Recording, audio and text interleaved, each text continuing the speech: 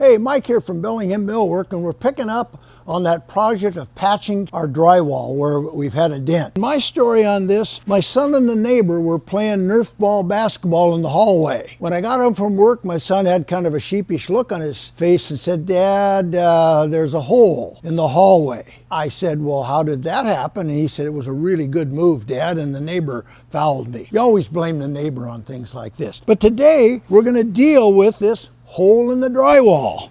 So first thing we need to do is take out the old material.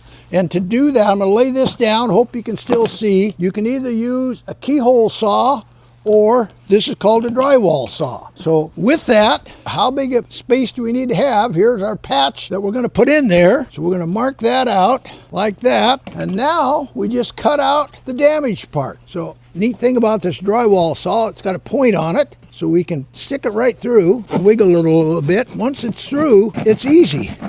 We're so caught up in drywall that all of our walls are drywall, and for one reason or another, being able to patch a little piece just seems real important. You know, and I forgot to mention on this one, always look inside to make sure there's not a wire or plumbing before you start cutting. You don't want to make a little problem into a big problem by having to call the plumber and get it fixed up.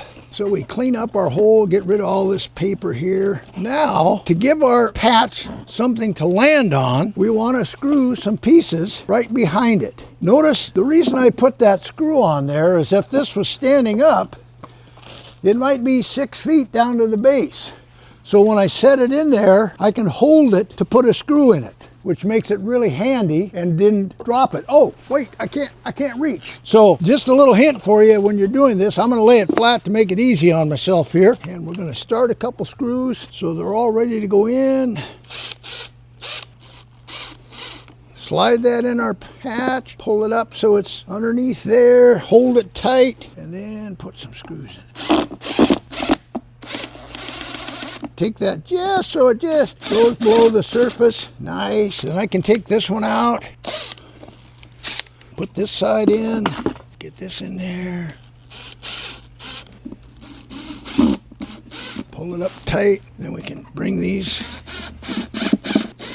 Clean that out. Nice. So our patch is going to be as low as possible so that we know we're okay. Now we have our patch right here.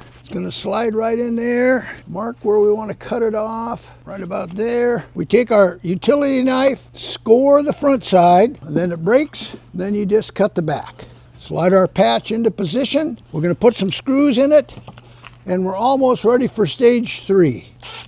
Remember, just take that below the surface. I can rub my thumb over it to feel if it's sticking up. When you go to tape it, it'll go tick, tick, tick, tick, tick, tick if you don't quite have them below the surface. We'll put a couple more in just for security.